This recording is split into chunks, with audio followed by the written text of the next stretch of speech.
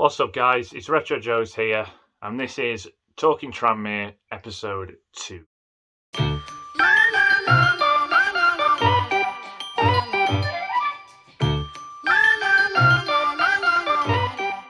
So for those of you that don't know, this is basically a podcast where we talk all things to do with Tranmere. It could be our latest game coming up. It could be any transfers that we've had, any injuries, talking points, whatever it is, we cover it on this channel. And today we are going to be talking about my thoughts on what shape I think the squad's looking in for the upcoming season, because as you know, it's been a while since we did my last episode, so there's been quite a few transfers that I haven't covered yet, but I'm going to post a picture on screen now of the squad that we have, and I'm going to go through it in more detail.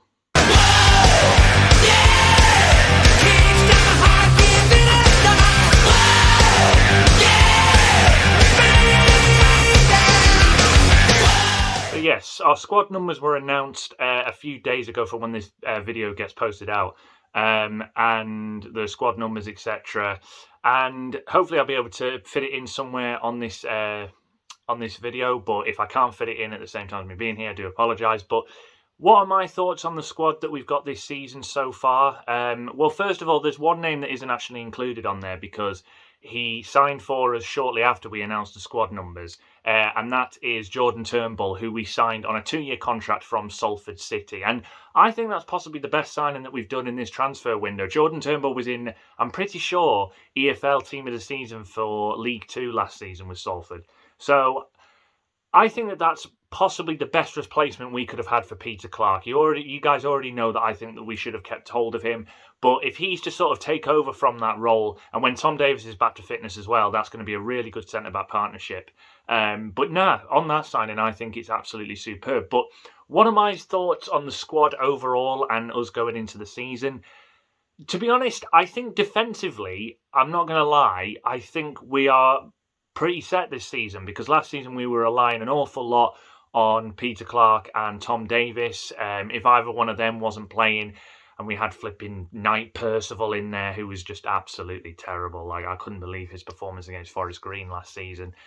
But we have got a good core group of defenders now, and I was obviously, when we were signing these defenders, the only reason why I was being critical was because I was thinking to myself, well, shouldn't we be focusing on, other key areas in the team that need strengthening rather than going for all these at once? But if I look at it from, giving the manager the benefit of the doubt and looking at the fact that, we need defenders that are going to be able to cover for when we play in different competitions or whether we have an injury. I'm pretty sure actually Tom Davies isn't fit or something. He hasn't played much pre-season, and as Tranmere fans probably know, he is basically made of glass. It's ridiculous, like the amount of injuries that he had last season and throughout his career has been a bit ridiculous. But defensively, I think we've got some really good options. The two fullbacks that we have this season in Ethan Bristow and also, what's the guy that we've got on loan from Wigan? I think Luke Robinson, that's it. I think those two are going to be pretty good to rotate. They're two young fullbacks as well. We could possibly do with just one more if either of them don't look up to the task, but they're two promising fullbacks that are looking pretty good. I would start probably with Ethan Bristow, though, as he's had more of a pre-season than Robinson. Centre-backs wise, again, now that we've got Turnbull in there, Turnbull, Davies, Neil Byrne, who we signed for an undisclosed fee from Hartlepool, who I am kind of sceptical on because it came as a bit of a shock, because he wasn't in, this is a guy at the end of the day that is, he was decent for Hartlepool, but, he wasn't anything special like Jordan Turnbull was. So we're going to have to wait to see how that sort of pans out. But if we're paid money for him, then we must see something in him, because he's 28 years old. It's not like he's really young or anything like that. So he could be a good option in there. And then, we've obviously got Decrez Cogley in at right back, and Leo Connor can play right back as well. But with him taking the number 4 jersey, I think he's going to be in midfield, to be honest with you. But there's only one thing that's sort of obviously still making me feel a little bit worried for the upcoming season. And that is the fact that we still haven't got out and got a single striker. Now, in the time of me posting out this video, we could announce a striker knowing my luck. So, whether that happens or not, I don't know. But at the moment, we are currently 2 days away from the season's opener, and we still haven't signed another striker. Charlie Jolly's got injured as well. So the only two strikers that are recognisable, really, are Hemmings and Nevitt, who we expected to be going into start anyway, as they were the partnership that, linked together for most of the end of last season. But behind them, we've only got Jake Burton and another young striker from the youth system. And what worries me is that if Hemmings and Nevitt don't hit the mark like they didn't at some stages during the back end of last season, we could be in some serious trouble, because Jake Burton, I do rate Jake Burton, and I think he's going to be a really good player, definitely at some point during his career, but he's not ready to take on the responsibility yet of, banging in at least 10, 15 goals a season. He's not at that stage just yet. So if Hemmings and Nevitt don't perform, or God forbid one of them gets injured, then I really fear for our hopes of scoring goals again this season, because the last thing I want is for us to be a team that relies on clean sheets, relies too much on our defence, because that looks to be the direction we're going in with the amount of defenders that we've signed. And yeah, in that instance, it just doesn't look great. And from what I can see as well, Kieran Morris hasn't played much in pre-season. I'm not sure whether he's picked up an injury as well. We seem to be getting really unlucky with this. But, the only goal-scoring winger we've got, if he isn't in there, is Josh Hawkes, who is probably my favourite player at Tranmere right now. I think he's magnificent. But overall, what do I think about this squad? Well, it has the potential to possibly get in the playoffs, but do I think it will happen? Personally, no, because at the moment we're thin on strikers, and if Nevitt and Hemmings don't turn up, then it could be a real struggle for us. But now we move on to the last part in this Talking Tranmere podcast episode, and that is the potential signings that we could have for our strikers that have been strongly rumoured to come in.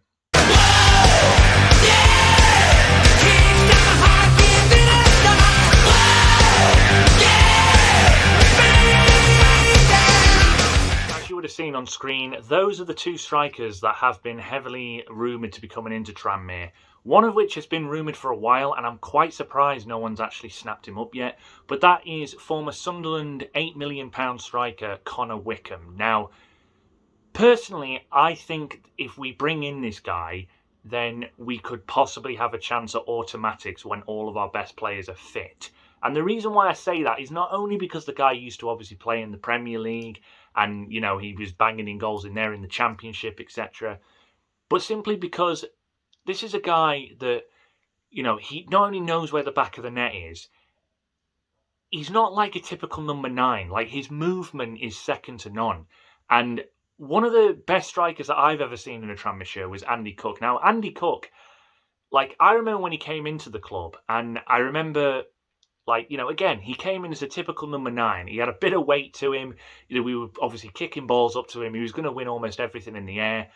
But then his movement and his actual, football knowledge was unbelievable. And he was able to, bring people into play. He had good footwork, so he could get the ball out to feet and, strike balls into the corners, etc. And this guy, Connor Wickham, looks to be the same sort of player. And, I've watched him play over the years, and that's exactly what he's like. And if we bring him in and play him alongside either Nevitt or Hemmings, who, to be fair to him, they have a bit of strength to him themselves. But this guy, he knows how to bring people into play. He's got that experience. He knows where the back of the net is. He's going to win headers. And I tell you what, his finishing as well is second to none.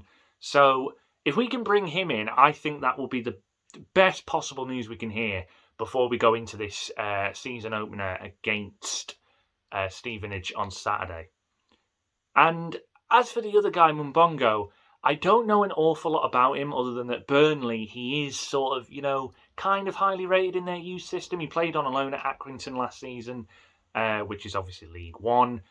So if we're going on that aspect, it could be a decent signing. He will definitely be one where he gives us a different option, because he's agile, he's quick.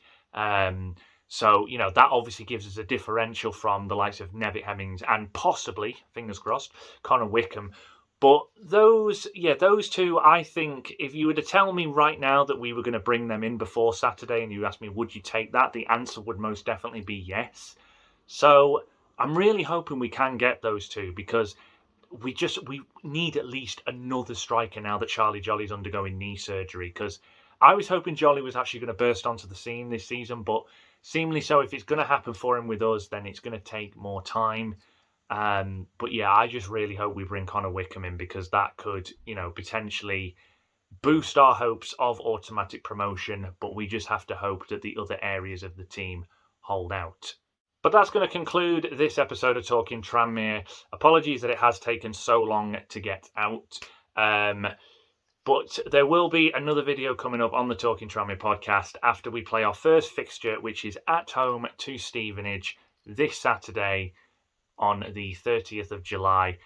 Really hoping we can pick up a win in this one. It won't be easy though. Stevenage, although a lot of people are tipping them to obviously being a relegation scrap, their manager, I'll be honest, off the top of my head, I can't remember what his name is. Steve Evans, I think, but don't quote me on that one. But I think Steve Evans is a magnificent manager, and as long as he's there, they are going to be a tough side to break down. Stevenage always have been, and having an experienced manager like Steve Evans is going to be, it's going to be a tough opening fixture, but home soil, hopefully we can go out there and get the 3 points.